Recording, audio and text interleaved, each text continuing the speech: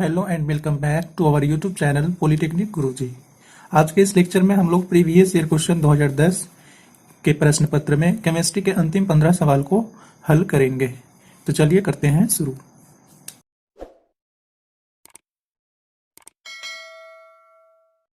आज का हमारा पहला क्वेश्चन आपके स्क्रीन पे दिख रहा होगा। क्वेश्चन नंबर 16, कैल्शियम कार्बाइड की जल से अभिक्रिया से बनता है, यानी कि कैल्शियम कार्बाइड को जल से अभिक्रिया करवाएंगे तो क्या बनेगा। तो वो देखते हैं रिएक्शन इसका। कैल्शियम कार्बाइड आपका देखिए ये है, इसी को वाटर से रिएक्ट करवाएंगे, जल से रिएक्शन करवाएंगे। जल से रिएक्शन करवाएंगे तो बनेगा आपका कैल्शियम हाइड्रोक्साइड प्लस C2H2 बनेगा। इसी को बैलेंस कर लें तो यहाँ पे 2 लगा देंगे तो ये हमारा रिएक्शन हमारा बैलेंस हो गया। ये देखिए आपका है कैल्शियम, ये है आपका कैल्शियम कार्बाइड और ये आपका है एथिलीन, इसको कहेंगे एसिटिलीन कहेंगे, इसको एसिटिलीन। ये है आपका C2H2।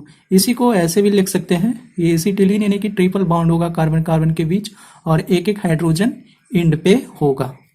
तो देखें अपना हमारा आंसर होगा आपका इसी को वो C2H2 देखिए आपका 2 carbon 2 hydrogen triple bond carbon के बीच है, तो ऑप्शन बी हमारा आंसर होगा। क्वेश्चन नंबर 17, धातु को प्राप्त करने के लिए निस्तापन एवं भंजन, इसी को जारन भी बोलते हैं, इसको और क्या नाम देंगे, जारन, के बाद कौन सी क्रिया कराई जाती है। ऑप्शन ए अवकरण, इसी का दूसरा नाम है अपचयन। ऑप्शन बी ऑक्सीकरण। ऑप्शन सी वैद्युत अपघटन। ऑप्शन डी जल अपघटन। ये सभी में से कौन सी क्रिया होता है जनरली निस्तापन और भंजन के बाद, सो बताना है। तो चलिए मेटलर्जी यानी कि धातु क्रम की पूरी सिनेरियो को हम लोग समझते हैं। सबसे पहले धातु का जानेंगे निष्कर्षण कैसे होता है। तो धातु का निष्कर्षण करने के पहले पहला प्रोसेस हमारा होता है कंसंट्रेशन ऑफ ओर्स यानी अयस्कों का सांद्रण, और दूसरा स्टेप होता है हमारा ऑक्सीकरण। इस ऑक्सीकरण प्रोसेस में क्या करते हैं तो धातु का ऑक्साइड प्राप्त करते हैं ओर्स से, अयस्क से। उसके लिए हमको 2 प्रोसेस को अपनाते हैं। पहला प्रोसेस हमारा होता है निस्तापन, जिसको कैल्सिनेशन बोलते हैं, और दूसरा प्रोसेस होता है जारन यानी कि भंजन, जिसे रोएस्टिंग बोलते हैं। इसी 2 प्रोसेस से हम लोग धातु का ऑक्साइड प्राप्त करते हैं। तीसरा हमारा आता है प्रोसेस अवकरण यानी कि अपचयन। इसमें क्या करते हैं तो धातु के ऑक्साइड से धातु प्राप्त करते हैं, धातु के ऑक्साइड को धातु में कन्वर्ट करते हैं, मेटल में कन्वर्ट करते हैं। उसके लिए हम लोग कौन सी प्रोसेस अपनाते हैं तो वो प्रोसेस होता है आपका स्मेल्टिंग प्रोसेस के थ्रू ही धातु के ऑक्साइड को मेटल में कन्वर्ट करते हैं। और चौथा प्रोसेस हमारा होता है मेटलर्जी का, धातुओं का शोधन, जिसे हम लोग रिफाइनिंग ऑफ मेटल कहते हैं। तो देखें हम लोग ऑक्सीकरण में क्या होता था कि धातु का यानी मेटल का ऑक्साइड प्राप्त होता है, जिसके लिए हम लोग 2 प्रोसेस करते हैं। एक हो गया आपका निस्तापन और दूसरा जारन। इसके बाद हम लोग का प्रोसेस होता है अपचयन का, जिसमें से धातु के ऑक्साइड से धातु को हम लोग यानी मेटल को हम लोग गेन करते हैं। उसके लिए प्रोसेस है आपका प्रैगलन। तो क्वेश्चन हमारा था निस्तापन तथा भंजन या जारन के बाद हम लोग कौन सी क्रिया कराते हैं। ये देखिए आपका निस्तापन और जारन, इसके बाद कौन सी भी क्रिया कराते हैं तो अपकरण यानी कि अपचयन का, जिसमें कौन सी प्रोसेस है तो प्रैगलन। तो ऑप्शन देखें हमारा है ऑप्शन ए अवकरण यानी कि अपचयन, तो आंसर हो जाएगा ए। क्वेश्चन नंबर 18, मीथेन पर क्लोरीन की क्रिया द्वारा निम्न में से कौन सी नहीं बनता है। देखिए मीथेन का अभिक्रिया कराएंगे क्लोरीन के साथ, और ये बहुत ही इंटरेस्टिंग इक्वेशन है रिएक्शन, और ये रिएक्शन होता है सनलाइट के प्रेजेंट में होता है। सनलाइट के प्रेजेंट में सूर्य का प्रकाश यहाँ पे होगा, तब क्या होगा कि इसमें बनेगा HCl प्लस CH3, एक हाइड्रोजन इससे निकल गया और वो क्लोरीन में चला गया, और एक क्लोरीन इसमें ऐड हो जाएगा ये। और दूसरी ये सीक्वेंस से चलता है, ये सीक्वेंस चलता है। अब रिएक्शन होगा आपका CH3Cl, इसका रिएक्शन फिर से जो से इस क्लोरीन गैस बचेगा उसके साथ होगा, तो आपका एक HCl तो बनेगा ही बनेगा, और प्लस अब 2 हाइड्रोजन बचेगा CH2 और Cl2 बनेगा। फिर से CH2Cl2 रिएक्ट करेगा विशेष क्लोरीन के साथ, तो जाकर के बनेगा आपका CHCl3, और प्लस फिर HCl तो बनेगा ही बनेगा, और फिर से जाकर के CHCl3 से इस क्लोरीन के साथ रिएक्ट कर करके तब जाकर के CCl4 बनता है, और प्लस HCl भी बनता है। तो ये जाकर के क्लोरीन मीथेन का क्लोरीन के साथ रिएक्शन जो होगा आपका 4 स्टेप में कंप्लीट होता है। कभी कभी एग्जाम में पूछ देता है मीथेन का क्लोरीन के साथ जो रिएक्शन होगा तो अंत में जो उत्पाद यानी कि प्रोडक्ट बनेगा उसका नाम क्या है। तो ये देखिए आपका है CCl4, अंतिम में यही बना, इसका नाम है कार्बन टेट्रा क्लोराइड। ये ध्यान रखना है, कभी कभी नाम भी पूछ देता है कंपाउंड का। और फिर यहाँ देखिए CHCl3, एक्चुअली नाम हम लोग ऑप्शन में लिख देते हैं। ऑप्शन ए में देखिए CCl4, ऑप्शन सी है, इसको कहेंगे हम लोग कार्बन टेट्रा क्लोराइड कहेंगे, इसको कार्बन टेट्रा क्लोराइड। फिर देखिए आपका ऑप्शन बी में लिखा हुआ है CH3Cl, इसको बोलेंगे क्लोरोमीथेन, क्लोरोमीथेन, ये सब नाम याद रखना है। और दूसरा है ऑप्शन डी में है आपका CH2Cl2, तो CH2Cl2 को बोलते हैं डाइक्लोरोमीथेन, डाइक्लोरोमीथेन कहेंगे इसे। तो ऑप्शन ए है C2H5Cl, ऐसा तो कोई प्रोडक्ट है नहीं, 2 कार्बन का तो प्रोडक्ट है नहीं, क्योंकि कार्बन हमारा मीथेन हमारा सिंगल कार्बन का था, तो डबल कार्बन का कोई भी प्रोडक्ट नहीं बनेगा। तो ऑप्शन हमारा हो जाएगा ए, ये नहीं बनेगा सो बताना था।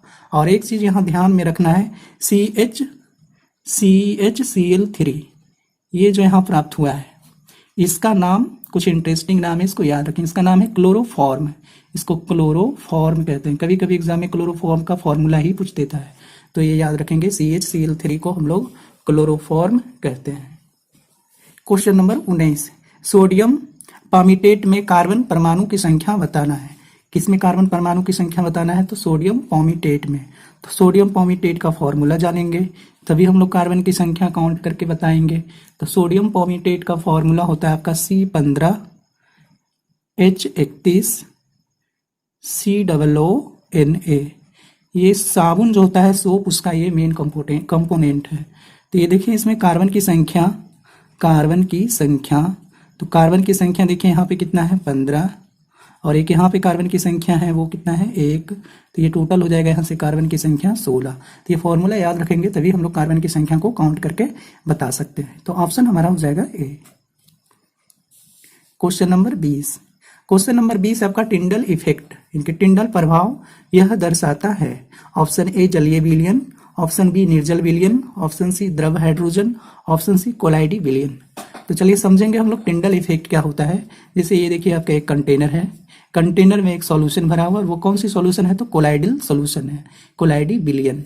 और इसमें क्या करना है कि किसी भी इंस्ट्रूमेंट की, ये लेंस आपका, किसी भी इंस्ट्रूमेंट के सहायता से हम लोग प्रकाश को एक जगह इकट्ठे कंसंट्रेट कराएंगे।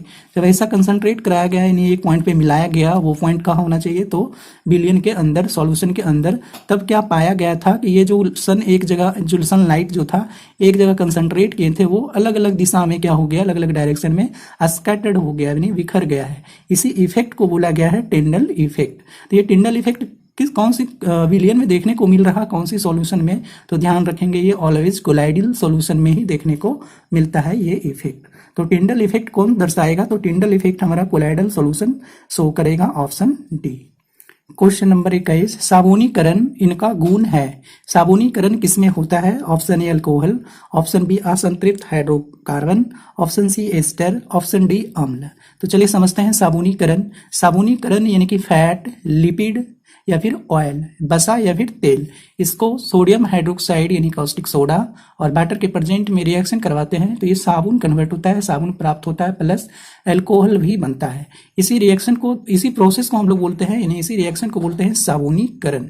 इसी रिएक्शन का नाम है साबुनीकरण, यानी कि बसा या फिर तेल का साबुन में परिवर्तन होने की प्रक्रिया को ही साबुनीकरण कहेंगे। इसी को दूसरी तरीके से लिखते हैं, ये जो आपका तेल है बसा, इसमें कौन सी क्रियाशील मूलक होता है? तो वो होता है एस्टर, COOR जिसको कहते हैं, ये एस्टर का फंक्शनल ग्रुप है। और आपका साबुन का COO होता है जो कि कार्बोक्सिलिक का फंक्शनल ग्रुप है, और OH तो अल्कोहल का होता ही है। तो क्वेश्चन हमारा था साबुनीकरण किसका गुण है? तो साबुनीकरण देखिए किस यौगिक में देखने को मिलेगा? तो एस्टर वाला में, जिसमें फंक्शनल ग्रुप एस्टर रहेगा COOR का, उसी में ये प्रोसेस देखने को मिलता है। सीधा सीधे इनडायरेक्ट वे में कह सकते हैं, ये जो तेल है, तेल में ही पाया जाता है आपका एस्टर। तो साबुनीकरण कौन सी, किसका गुण होगा? एस्टर का, ऑप्शन सी। नेक्स्ट क्वेश्चन हमारा 22 पिछले वाले क्वेश्चन से ही रिलेटेड है। इस बार बोला जा रहा है तेल में निम्न क्रियाशील क्रियात्मक समूह होता है, यानी कि कौन सी फंक्शनल ग्रुप है। तो तेल में अभी हम लोग देखे थे यहाँ पे तेल का साबुन में कन्वर्ट, इसी को हाइड्रोसाबुनीकरण बोले थे। और उसमें कौन सी मूलक था, तो ये ईस्टर था। तो देखिए तेल का क्रियाशील समूह क्या हो जाएगा आपका, ईस्टर हो जाएगा, ऑप्शन सी। ये दोनों क्वेश्चन रिलेटेड था, इसलिए एक जगह हमने लिख दिया। क्वेश्चन नंबर 23, किसका डेंसिटी घनत्व निम्नतम है, इसको क्या कहेंगे, डेंसिटी। किसका डेंसिटी सबसे कम होगा, ऑप्शन आपका mercury Hg, option B sodium, option C aurum, option D copper. तो ये सब जानेंगे। तो सबसे कम घनत्व होगा आपका यहाँ पे मरकरी का। और मरकरी के बारे में कुछ कुछ पॉइंट याद रखेंगे। ये मरकरी आपका क्या है, तो द्रव के रूप में पाए जाने वाले धातु है, ये मेटल है, पाए जाने वाले धातु यानी कि मेटल। कैसा मेटल है, तो लिक्विड मेटल कहेंगे इसको, ये ध्यान रखना है। ये सब क्वेश्चन कभी कभी एग्जाम में पूछा जाता है। और ये मरकरी का यूज कहाँ होता है, तो थर्मामीटर में यूज होता है, थर्मामीटर में प्रयोग किया जाता है इसका, मरकरी का। तो ये दो पॉइंट मरकरी के से रिलेटेड है, ये याद रखिएगा। तो क्वेश्चन हमारा था किसका डेंसिटी सबसे कम होगा, तो डेंसिटी सबसे कम होगा मरकरी का। क्वेश्चन नंबर 24, निम्न में से कौन समावयवी यानी कि आइसोमर हैं। तो देखते हैं, पहले तो समझेंगे ये समावयवी यानी कि आइसोमर किसको बोलते हैं। तो ये आइसोमर किसको कहेंगे, तो वैसे यौगिक को कहेंगे जिसका अणुसूत्र यानी कि मोलिकुलर फॉर्मूला समान होना चाहिए, एक जैसा। और जबकि संरचना सूत्र जो होगा इसका, संरचना सूत्र यानी कि स्ट्रक्चरल फॉर्मूला